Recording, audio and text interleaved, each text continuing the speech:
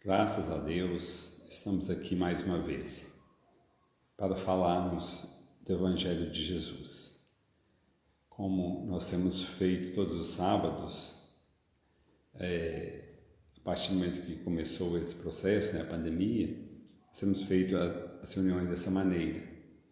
Então, graças a Deus, estamos aqui para mais um estudo desta noite. Estudar sobre o Evangelho de Jesus é fascinante, porque realmente é um roteiro para as nossas vidas. Nós vamos começar aqui dando as boas-vindas para o Aloísio, boa noite, Alessandra, boa noite. Daqui a pouquinho o coral entra para tocar e cantar para a gente. Nancy, boa noite, parece que é Lu, né? Boa noite, Sueli, Celina Campos, Ricardo Amin, boa noite, Laila, Lucas, boa noite, Celina, Edith, Neiva Teles, boa noite, Laila. Douglas lá do Mato Grosso, né? Boa noite, Douglas. A Neila, nós estamos só aguardando agora o coral entrar, gente, o pessoal do coral. Douglas, boa noite, um abraço para a família toda aí no Mato Grosso. Marcela, boa noite.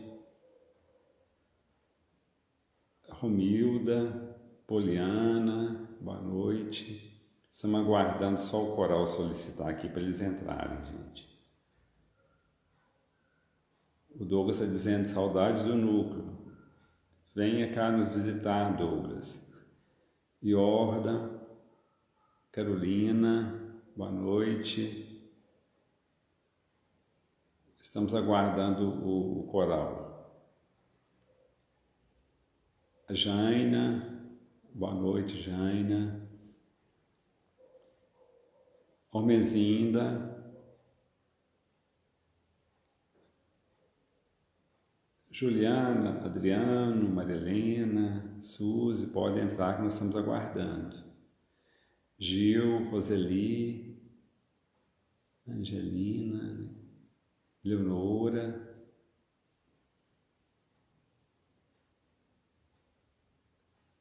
Juliana, Marilena, Suzy, o pessoal do coral, nós estamos aguardando.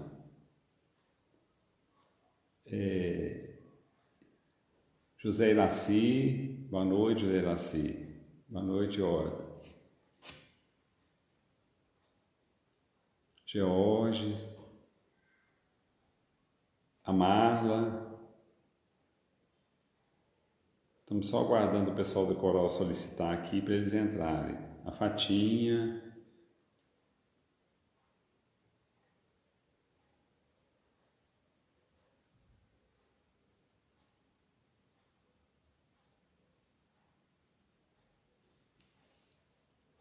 Ok, o pessoal solicitou aqui.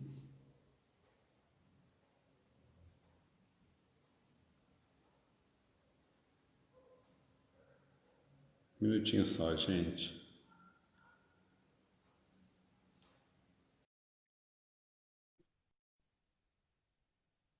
Acho que vai dar certo agora, o coral vai entrar.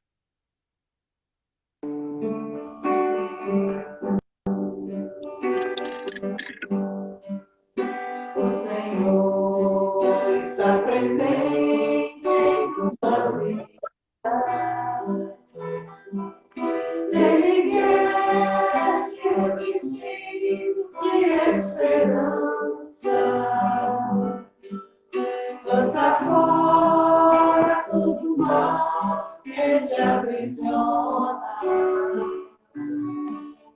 E das trevas libertar teus pensamentos.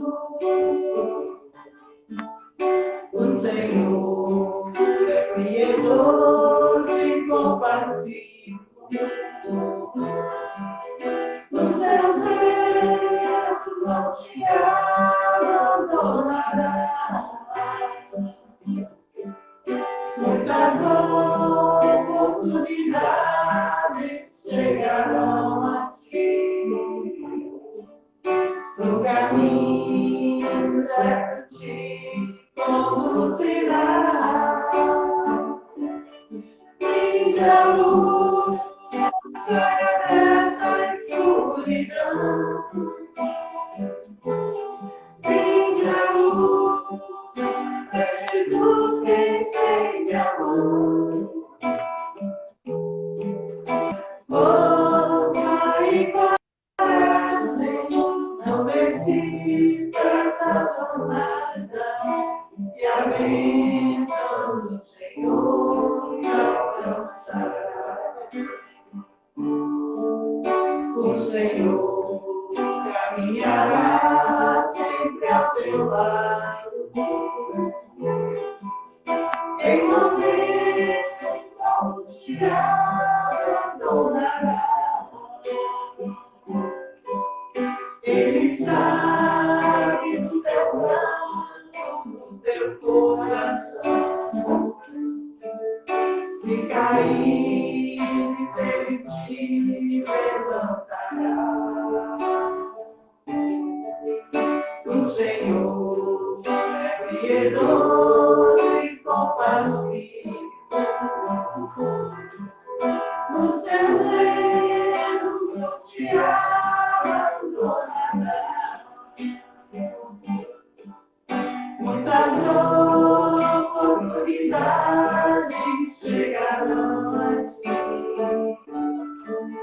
No caminho certo te conduzirá. Minha luz, saia dessa escuridão. Minha luz, é Jesus quem estende a mão. Força e coragem, não desista da jornada, e a bênção do Senhor te alcançará. Minha luz, saia dessa escuridão. Minha luz, é Jesus quem estende a mão. Força e coragem, não desista da jornada, e a bênção do Senhor te alcançará. Te alcançará.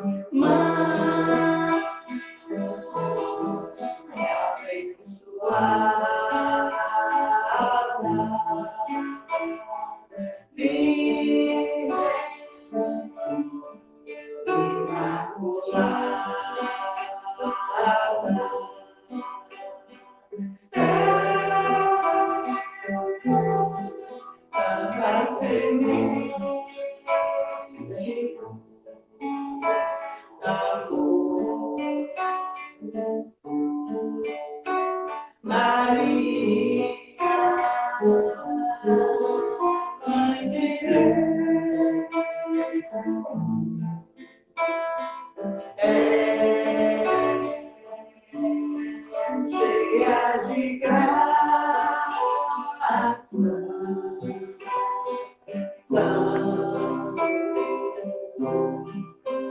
é o fruto do teu ventre,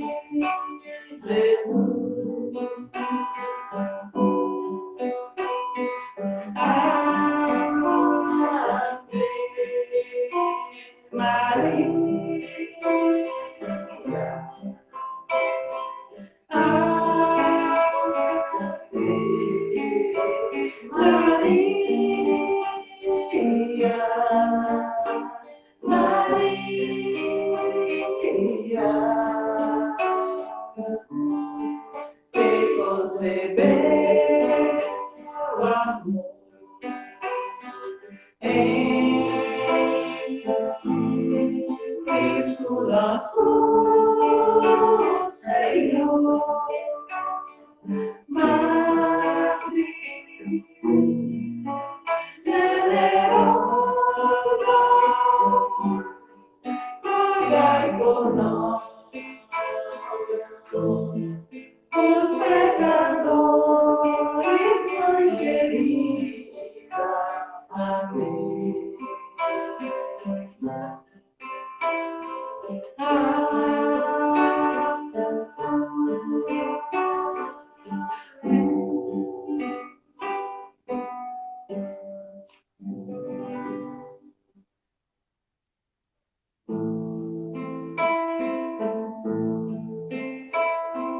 Um sentimento me roubar, não sei se é novo pra mim. Meu coração se renova, sinto a esperança invadir o meu ser. Quero ser manso, ser limpo, ser justo e pobre de espírito ser. Tua palavra me sombra e honra de um reino que espera por mim. Eu te ofereço meu pranto, as dores da alma que quer renascer. E ouvir do amor, teu calor me cantou. E seguir, caminhar, e saber pra onde vou. Eis aqui, minha dor, sereno. Um sentimento me ronda, não sei dizer, tudo é novo pra mim. Meu coração se renova, sinto a esperança invadir o meu ser. Quero ser manso, ser limpo, ser justo e pobre de espírito ser. Tua palavra me sombra e conta do reino que espera por mim. Eu te ofereço meu pranto, a dor da alma que quer renascer. Eu brilho do amor, teu valor me encantou. E seguir, caminhar e saber pra onde vou. Eis aqui, minha dor, sereno.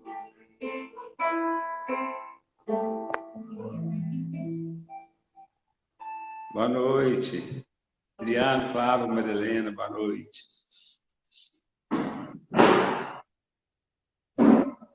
Gente, boa noite. Estamos aqui mais uma vez, né, para falarmos um pouquinho do Evangelho de Jesus. Só para começar, eu vou ler só um pedacinho aqui do Evangelho segundo o Espiritismo, do capítulo 5, Bem-aventurados os aflitos. Tem um item que a felicidade não é deste mundo. Não sou feliz. A felicidade não foi feita para mim. Exclama geralmente o homem em todas as posições sociais. Isso, meus caros filhos, prova melhor do que todos os raciocínios possíveis a verdade dessa máxima do Eclesiastes: a felicidade não é deste mundo. Com efeito, nem a riqueza, nem o poder, nem mesmo a florida juventude são condições essenciais à felicidade. Digo mais, nem mesmo reunida essas três condições tão desejadas, porquanto incessantemente se ouvem, no seio das classes mais privilegiadas, pessoas de todas as idades a se queixarem amargamente da situação em que se encontram. Então, vamos só recordar. Ele vai falar aqui da riqueza, do poder, da juventude florida. É só uma introdução, gente, aqui a esse item, que a felicidade não é deste mundo. Então, quando Jesus disse que o reino de Deus estava dentro de cada um de nós, né? E quando se fala em reino, o que vem à nossa cabeça? Principalmente, né, lembramos na Idade Média, né, no Ocidente, aqueles castelos, né, aquelas propriedades em volta. Lembramos do feudalismo, tinha os feudos, né? Tinha aquele senhor, né, no castelo e aquela aglomeração de pessoas em volta. Depois, os estados nacionais tinham os reis, né, a rainha, as princesas, né, os castelos. Então, era uma organização ali que girava tudo em torno do rei, rainha. Então, era um reino. Então, a hora que nós começamos nós pensamos em reino, vem essa ideia na nossa cabeça, realmente desse reino que nós conhecemos, que nós já vimos em filmes, que nós já, com certeza, em outras encarnações nós já passamos, né, por essas situações, às vezes de servos, às vezes de plebeus, né, às vezes de senhores, de patrícios, né? Porque cada encarnação a gente vem muitas vezes em níveis sociais, econômicos diferentes, para adquirir experiências. Então, essas experiências são arquivadas no nosso psiquismo profundo também. Então, quando se fala em reino, nós temos essa ideia. Então, quando Jesus disse, o reino de Deus está dentro de cada um de vós, então está dentro da gente. Não existe construção espiritual externa. A construção espiritual, ela é interna. É uma construção individual de cada um. Por isso que realmente nós ainda somos muito infantis espiritualmente. Muitas vezes agimos como crianças espirituais. Porque nós não entendemos, nós não compreendemos essas verdades de Jesus. Quando ele vem falar para nós desse reino, né, uma verdade tão profunda, nós não conseguimos entender. Porque se o reino de Deus ele está dentro de cada um de nós precisamos trabalhar esse reino, não é? Dentro de cada um, não de fora. Porque nós temos caminhado durante múltiplas existências, porque, gente, nós que somos espíritas, acreditamos na lei da reencarnação, sabemos que quando olhamos para alguém, não estamos enxergando ali apenas aquela pessoa, José, Maria, João, Gênio. Não. Nós temos a certeza, né? Não pensamos nisso dia a dia. Mas, quando vamos fazer uma análise profunda, nós temos a certeza que estamos ali diante de um espírito eterno. E somos esse espírito eterno e estamos convivendo com espíritos eternos. Então, aquela pessoa que está ali na nossa frente, nós conversando, dialogando com ela, é alguém que foi criado simples e ignorante por Deus e fez uma trajetória enorme, passando pelo reino mineral, vegetal, animal, chegando ao reino nominal, e no reino nominal passando por várias reencarnações. Então, nós estamos ali diante, né, de alguém com valores conquistados, com derrotas, né, com deslizes, com erros, mas com acertos também, e com muitas experiências. Por isso que, quando Jesus disse assim, o que fazer de especial? Por quê? Porque todos nós somos especiais para Deus. Não existe nenhuma impressão digital igual. Quando nós fizemos o nosso trabalho, a gente fez um curso de grafoscopia e datiloscopia. Então, datiloscopia nós estudávamos sobre impressão digital. Nós aprendimos a conferir impressão digital. É um curso de datiloscopia. Então, o instrutor, né, mostrando para a gente que realmente não existe nenhuma impressão digital igual aqui na Terra. São mais de 7 bilhões de almas encarnadas, mais de 7 bilhões de pessoas, aproximando aí, chegando quase 8 mil, né? 7 milhões e meio, né? A mais um pouco, quase chegaremos a 8 bilhões de pessoas, né? Não existe nenhuma impressão digital igual.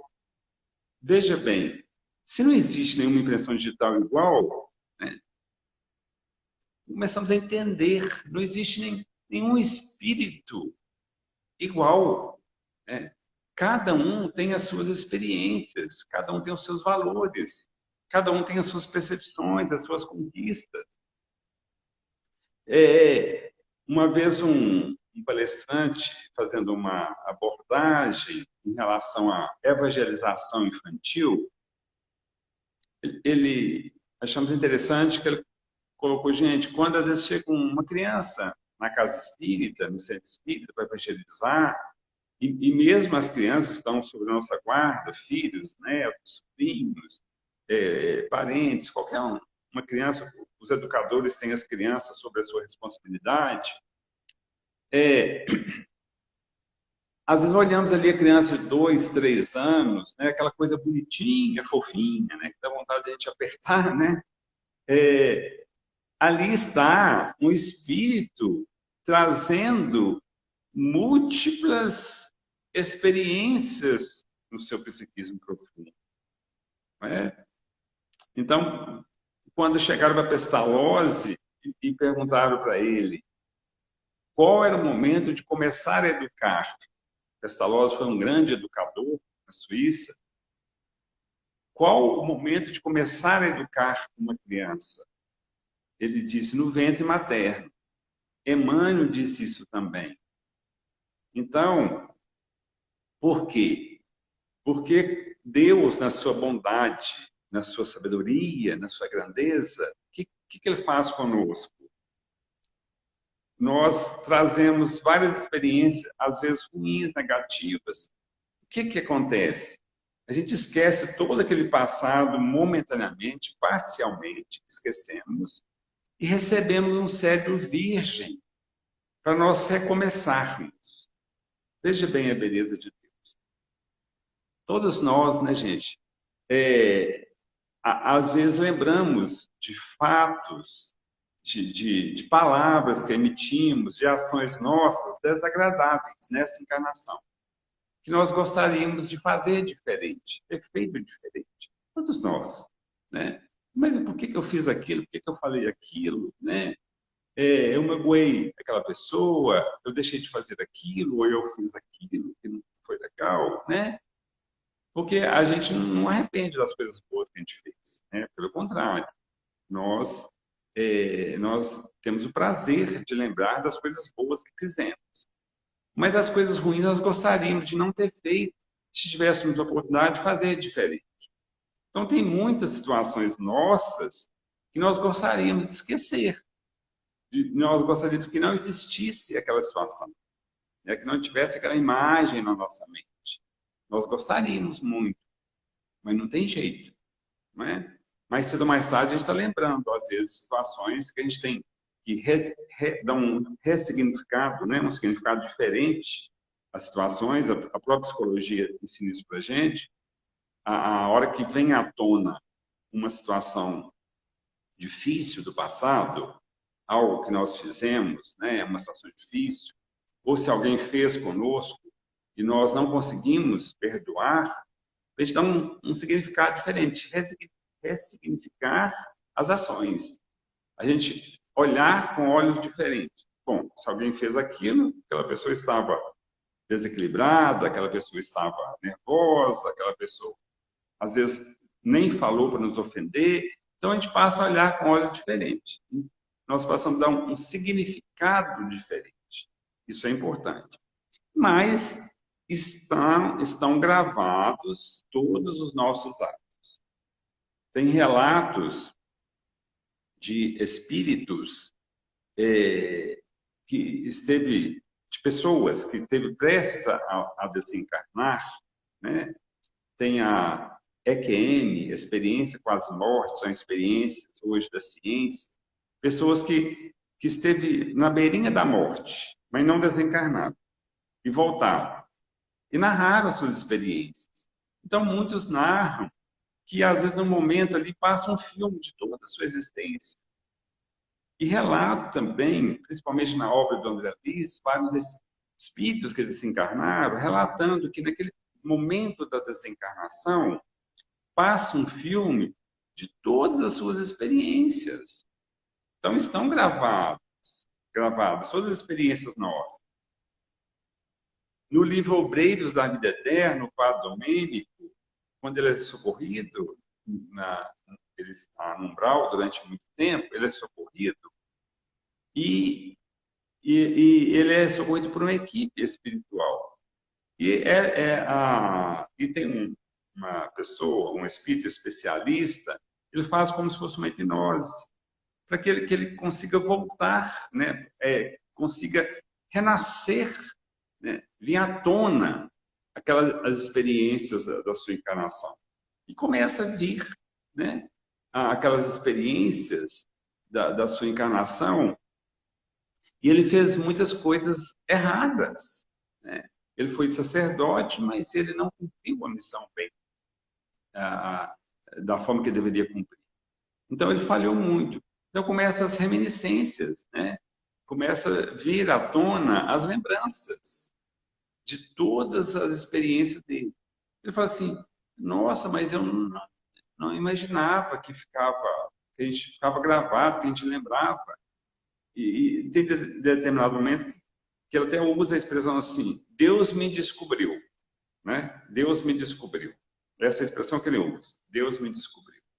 Então, assim, todas as experiências ficam gravadas. Então, quando esse palestrante, falando sobre evangelização infantil, ele disse assim, é no ventre materno. Por quê? A partir do momento que nós encarnamos, fica parcialmente bloqueadas essas experiências, essas informações para a gente. Às vezes vem à tona em determinados momentos que são necessários, às vezes no sono, durante o sono físico, né? Às vezes através de um processo hipnótico, né? Pode acontecer nós voltarmos lá no passado, mas geralmente nós não lembramos. Então, as experiências ficam arquivadas, né? Mas ficam bloqueadas. Para quê? Para a gente recomeçar, para a gente começar uma nova experiência. Então, às vezes aquela criancinha que chega ali, aquele filho nosso, 2, 3 anos, né? Aquela criança que está próxima da gente, ela traz muitas deficiências, muitas tendências para determinadas áreas. Às vezes a pessoa lesou muito outras pessoas na área financeira. Então ela precisa, nessa encarnação, aprender a não fazer isso. Às vezes temos instinto assassino, né? Nós tiramos vidas de outras pessoas. trazemos ainda esse instinto violento dentro da gente. Precisa ser burilado, precisa ser aperfeiçoado. Então, por isso que os espíritos batem muito na tecla de levar os valores morais, espirituais para as crianças. E claro que nós precisamos a vida toda. Até o momento da gente desencarnar, nós estaremos precisando de estudar o Evangelho. Né? É um estudo constante. Mas principalmente quando está sendo formada a base da infância, a base ali. Então, buscar valores novos para dar um significado na nossa existência diferente. Para nós buscarmos caminhos diferentes. Porque quando Jesus, no Evangelho, ele diz: eu sou o caminho, a verdade e a vida. Vejam, só um minutinho. Ele disse assim, João, versículo 14. Não se perturbe o vosso coração. Credes em Deus, crede também em mim. Na casa de meu pai há muitas moradas. Se não fosse assim, não teria dito que vou preparar um lugar para vós. E se eu for e preparar um lugar para vós, venho novamente e vos tomarei para mim mesmo, a fim de que, onde eu estiver, vós sejais também. Sabeis o caminho aonde vou. Aí Tomé lhe disse: Senhor, não sabemos aonde vais. Como podemos saber o caminho? Jesus lhe diz: eu sou o caminho, a verdade e a vida. Ninguém vem ao Pai senão por mim. Olha só que bonito, né, gente, essa passagem. Jesus colocando que ele é o caminho, a verdade e a vida. Ninguém vai a Deus senão por ele. Então, nesse momento que nós estamos vivendo hoje, muitos de nós, da humanidade, estamos perdidos, né, em relação ao nosso caminhar, o que fazer, qual caminho tomar, será que eu estou tomando o caminho certo ou não, não é? Tem muitas indagações, muitos conflitos e muitas filosofias, né, muitos ensinamentos. Às vezes, tem uma pessoa, uma vez, escreveu um livro ensinando as pessoas a suicidarem, né? Aí alguém perguntou para ele assim, mas se você ensina as pessoas a suicidarem, por que você não suicida? Ele falou assim, mas se eu suicidar, como é que eu vou ensinar os outros a suicidar? Né? Veja bem, alguém escreve um livro ensinando os outros a suicidar. Então, tem vários caminhos. Então, tem caminhos, né? Ensinamentos que nos levam para o caminho do bem, tem ensinamentos que nos levam para o caminho do mal.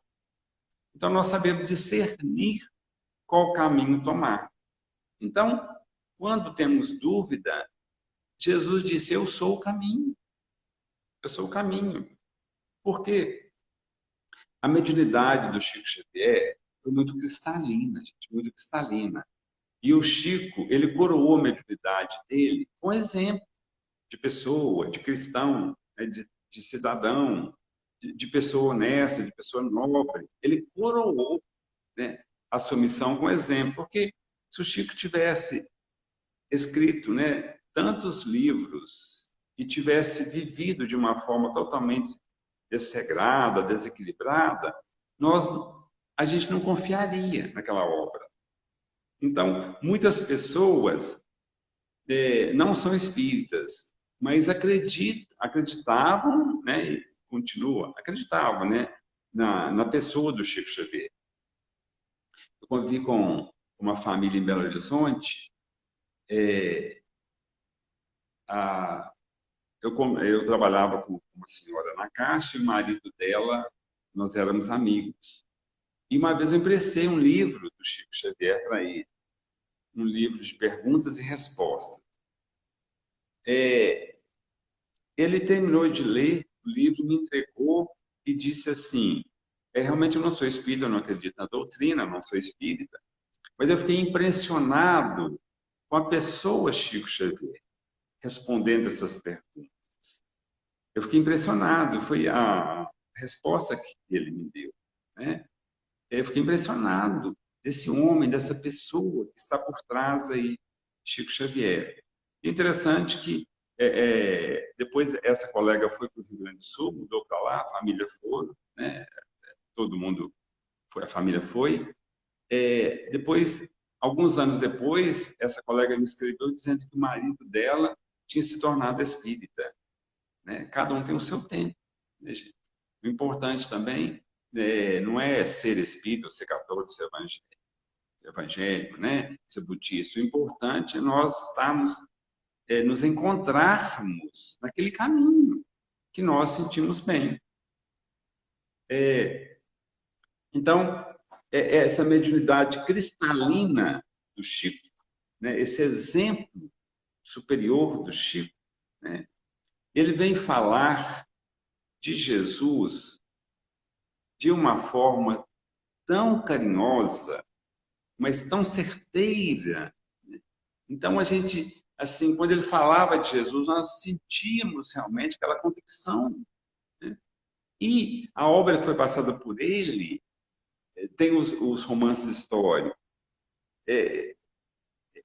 O Emmanuel conseguiu resgatar, né, segundo estudiosos que fazem estudo de uma forma profunda da obra do Chico Xavier, chegaram a uma conclusão que o Emmanuel conseguiu resgatar, através dos romances históricos, a história do cristianismo primitivo.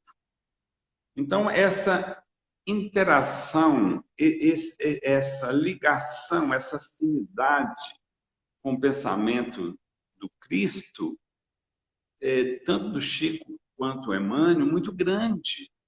Então, o Chico, quando ele falava de Jesus, ele tocava os nossos corações, não é? Quando a gente ouvia ele falar de Jesus. Porque realmente ele sentia aquilo ali que ele estava falando. O Emmanuel, o próprio Emmanuel, descreve que ele teve contato direto com Jesus quando ele foi senador. Então, marcou profundamente o espírito dele, a alma dele. Então, a doutrina espírita ela veio resgatar esse cristianismo primitivo, ela veio resgatar o evangelho, ela veio restaurar o evangelho de Jesus. Porque quando se constrói uma casa, com o tempo, a casa vai danificando, vai estragando, né, as próprias intempéries e o próprio tempo, né? E o uso também. Então, chega um momento que você tem que restaurar a casa, né? Você tem que fazer uma reforma na casa. Não é verdade? Nós temos que fazer isso. Uma reforma naquela habitação. Então, o evangelho ele precisou ser restaurado. Então, nós entendemos a doutrina espírita restaurando o evangelho do Cristo. Então, trazendo o evangelho de uma forma mais clara, uma forma mais tranquila, uma forma mais explícita, né, de entendimento.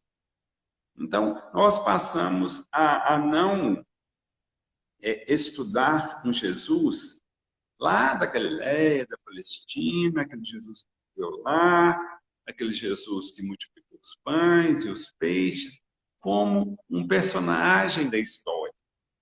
Nós passamos a entender e a estudar Jesus como um ser vivo, né? E nós passamos a senti-lo, como o Emmanuel coloca, esse governador espiritual do planeta. Então, nós passamos a senti-lo, né? Que é o mais importante, que o Emmanuel disse, se ele retirar o pensamento da Terra, nós não conseguimos prosseguir.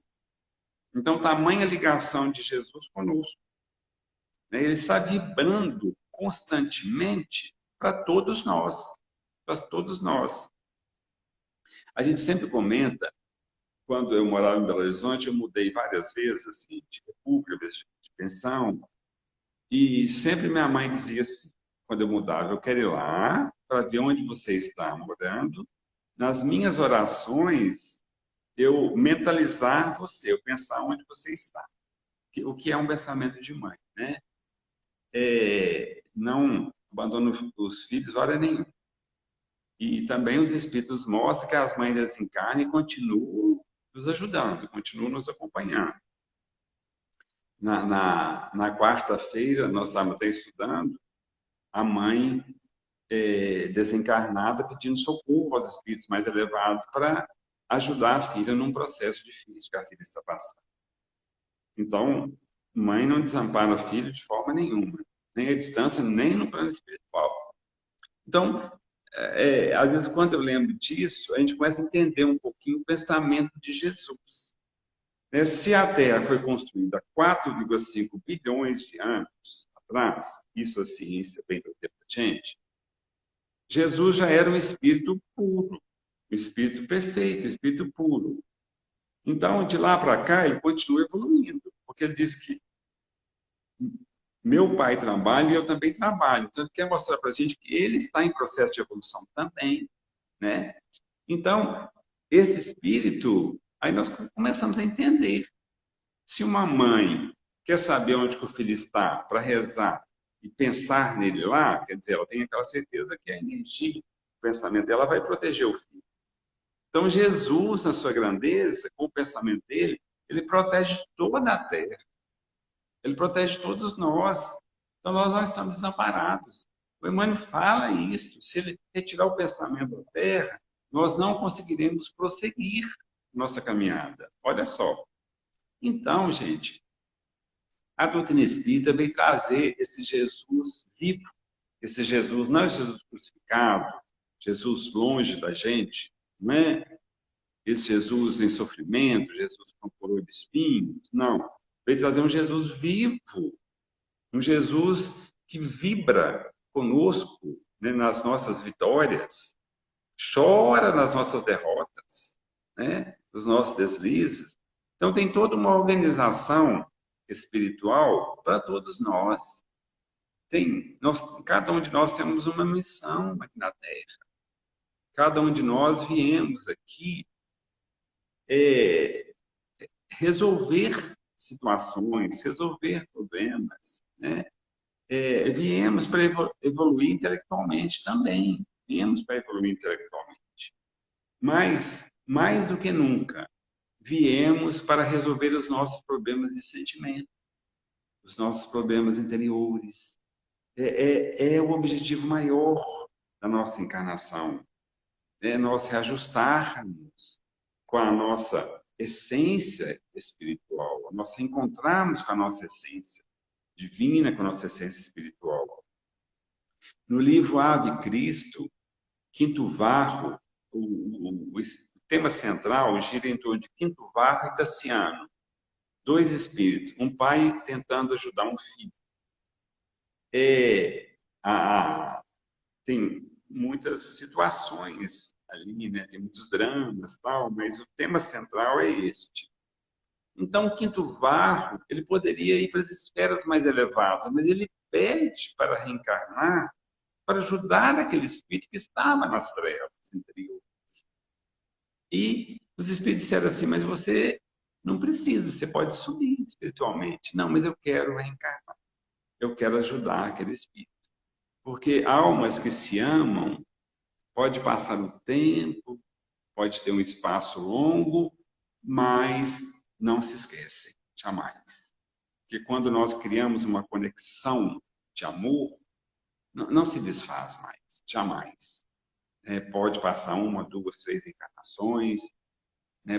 Podemos estar distantes, mas são sentimentos que estamos entrelaçados no tempo e no espaço. Então, nós temos muitos espíritos que nos amam profundamente. E, às vezes, não estão aqui encarnados. Às vezes, estão desencarnados. Né? Muitas vezes, às vezes, sentimos só. Estou sozinho, estou desamparado, né? Estou desiludido, né? Tal. E tem tantas almas vibrando por nós, que nos ama de lá da vida espiritual, dizendo, fulano, Maria, José, não fica assim não, né? Levanta aí, vai em frente, nós estamos aqui com você, estamos vibrando por você. Porque tem muitos espíritos, gente, no plano espiritual, que estão lá esperando nós. né? Esperando as nossas vitórias, as nossas conquistas, né? Quando nós despedimos antes de vir para cá, muitos disseram: ó, fulano, fica lá, cumpra a sua missão, né? Faça bem feito lá, para você voltar bem para cá, para a gente caminhar junto. A nossa caminhada é o caminho. Jesus diz: eu sou o caminho dessa caminhada. Então, tem muitos espíritos, muitas almas vibrando por nós, chorando com as nossas derrotas espirituais, né? Vibrando, sorrindo com as nossas vitórias espirituais. Muitas almas. Nós não estamos desamparados. Quando a gente dorme, o nosso espírito desliga parcialmente do corpo, nós podemos encontrar com essas almas queridas, essas almas amigas. E, claro, nós temos muitas almas queridas aqui encarnadas também, né? No caso de Quinto Varro, por exemplo, ele vem e traz Tassiano como filho. Mas quem já leu o livro sabe da história. Quem não leu, tiver oportunidade, leia, porque é muito bom. Essas obras do Chico são fantásticas, maravilhosas, né? É uma riqueza de ensinamento, de detalhes, né? São muito bem escritos, tem um português impecável. A gente aprende muito com essas obras, principalmente a parte moral, a parte espiritual. Então, eles vão encontrar no final, quando o Quinto Varro está desencarnando, ele encontra com Tassiano encontra com ele. E é revelado, porque é uma trama lá, eles se separam, né? Quinto Varro, a mulher de Quinto Varro o trai, e ele sai de casa, ele é expulso de casa, né? Ele sai de casa. E o Luciano fica pequeno. Depois eles só vão encontrar no momento, o Luciano já está maduro, né? Uma pessoa adulta, eles se encontram. E vai ser revelado que Quinto Varro é pai de Tassiano no momento que Quinto Varro está desencarnando, que é revelado. E mexe com Tassiano profundamente, né? Porque Quinto Varro desencarna como cristão. Então, começa as situações, a pessoas queridas, às vezes desencarnando, passando por provas dificílimas, e seguindo Cristo. Então, começa a incomodá-lo muito. Depois, Quinto Varro reencarna, e é muito interessante, gente, porque esses encontros, né, como funciona a organização espiritual. Depois ele reencarna e vai ser filho adotivo do filho do Tassiano. Ele era pai do Tassiano, desencarna. Depois reencarna, o Tassiano continua encarnado, ele reencarna e vai ser filho adotivo do Tassiano. A história é fantástica, né? Maravilhosa. Como é que eles se reencontram, né? A gente fica assim, a gente parece que é coisas de filme, de novela, para ser criado, né? A história. Não, mas foi história verídica, verdadeira.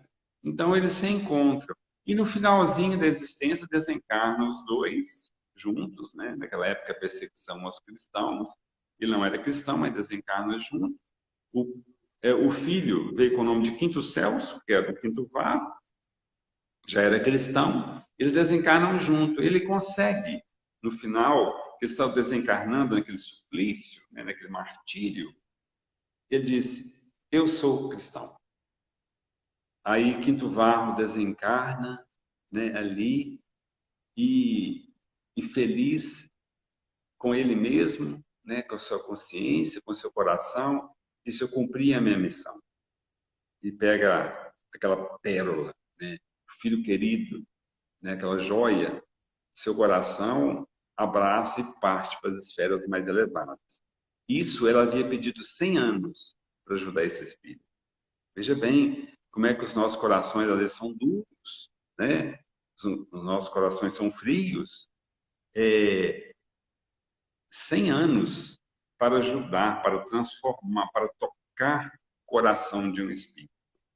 Então, gente, nós vemos que nessa trajetória nossa, nesse caminho nosso, aqui na Terra, né? Todos nós temos um propósito de vida e Deus tem um propósito para a gente, para que a gente possa, nós não vamos transformar em anjos e santos de um momento para outro, não conseguimos, né? Mas esse esforço diário, essa construção diária para caminharmos para Deus, para caminharmos para a nossa essência, né? A nossa essência divina. Então é um processo que a gente não pode desistir. Então, quando Jesus disse, eu sou o caminho, a verdade e a vida, esse caminho realmente de buscarmos o amor verdadeiro, né? O amor de Deus, o amor de Cristo, né? Entender esse amor e pautar as nossas ações, as nossas palavras, nossos pensamentos, sentimentos, dentro desses princípios. É claro que é um processo, né, gente? É uma busca. Mas dentro desse princípio, desse caminho, é o caminho do equilíbrio. É fazer aquilo, cumprir o nosso dever diário, nosso dever de cada dia. Então, é esse caminho, né? É o caminho do equilíbrio. Não querer buscar experiências extravagantes, não querer chutar o balde, né? Como diz o ditado popular, né? Chutar o balde, abandonar tudo, ir embora, né? Não deixar, às vezes, compromissos que às vezes são pesados. Em determinados compromissos são pesados. Em determinadas cargas pesadas, né? Porque são dívidas nossas, problemas nossos do passado que temos que resolver. Então, às vezes, são pesados, né? Às vezes não é aquela situação assim, eu queria uma situação diferente. Eu queria estar convivendo com uma pessoa diferente. Eu queria um pai diferente, uma mãe diferente. Eu queria morar numa casa diferente. Eu queria ter um trabalho diferente. Eu queria morar numa cidade diferente. Quantas vezes nós questionamos assim, não é? Mas nós estamos com tudo, como diz a Sheila numa mensagem, nós estamos com as pessoas certas, na hora certa, no momento certo, as situações todas certas. O que nós fazemos que é por nossa conta, né? Nós precisamos trabalhar sempre para melhorar em todos os aspectos. Mas aquela situação que nós não conseguimos mudar é a situação certa para o nosso aprendizado. Então, nós não podemos abortar essas oportunidades que nós temos, né? Muitas vezes abortamos essas oportunidades que nós temos, abençoadas de crescimento espiritual, né? Porque às vezes, sim, às vezes não é mais de rosas, não. Minha vida é mais de rosas. Ainda não temos essa condição ainda. A Terra, estamos no planeta de provas e expiações. Então, não vamos esperar que o mar de rosas, né? Temos lutas e dificuldades todos os dias. Mas aquela pessoa, aquele espírito, aquele ser humano que procura cumprir o seu dever todos os dias, ele já pode se considerar relativamente feliz. Porque está cumprindo o seu dever diante de Deus, diante do próximo, diante de sua consciência. Cumprir o dever. E se puder, cumprir com amor, como a pobre viúva que deu duas moedinhas, né? Jesus estava sentado de frente do gasofilácio, diante do templo, e tinha um gasofilácio, que era aquele cofre. Então, todos passaram e doaram muito. A pobre viúva passou e doou 2 moedas. Jesus disse, em verdade vos digo para os discípulos, essa pobre viúva deu mais do que todos. Por quê? Porque ela deu do que ela tinha. Ela deu do que ela tinha. Então, o que Deus pede de nós? Aquilo que nós temos no nosso coração, na nossa alma para dar, não é? E podemos doar. Então, alguém fazendo uma palestra para a gente, ele fez uma comparação, achando interessante, que essa primeira moeda é o dever. Então, nós cumprimos o nosso dever. Então, se nós pudermos cumprir o nosso dever com amor, é mais ainda. Cumprir com carinho é mais ainda.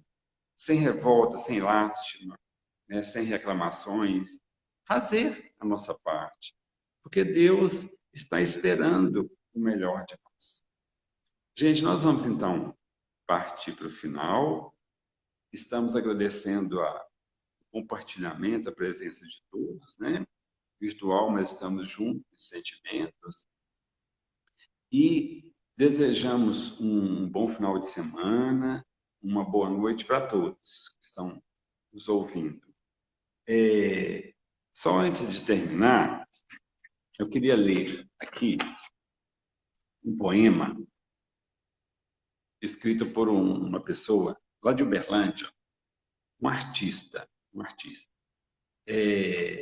falando sobre a amizade. Então, essa amizade que Jesus demonstrou para os discípulos, a importância da amizade, né?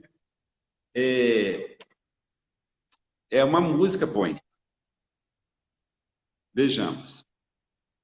Eu andava cego e só, tão mergulhado no mundo meu.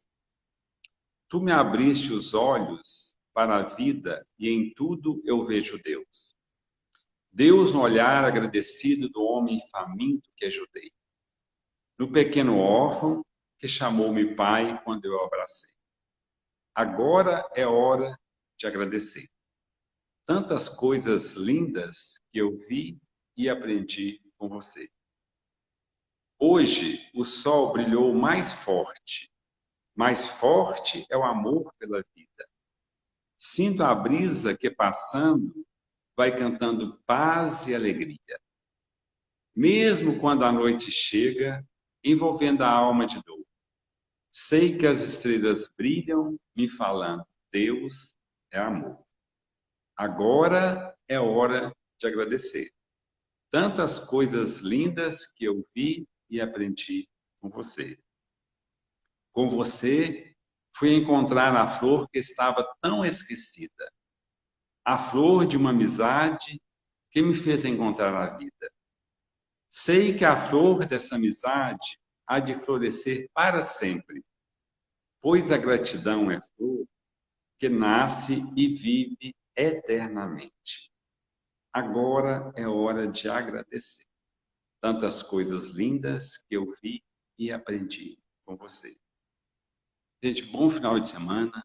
Fiquemos com Deus e até a próxima quarta-feira, às 15 horas.